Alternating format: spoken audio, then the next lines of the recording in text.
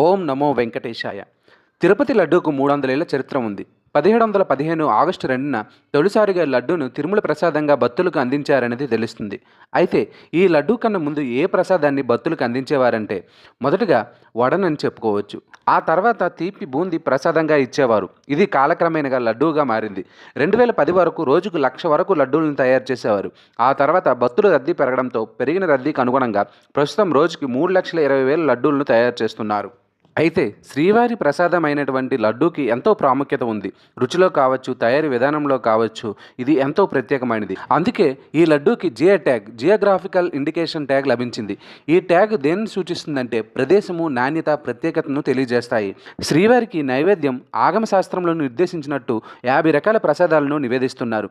స్వామికి నివేదించే ప్రసాదాల్లో ఎన్నో ప్రత్యేకతలు ఉన్నాయి. 1000 ఏళ్ల క్రితం శ్రీ రామానుజాచార్యులు నిర్దేశించిన నిబంధనల ప్రకారమే శ్రీవారికి నైవేద్యం ఇప్పటికీ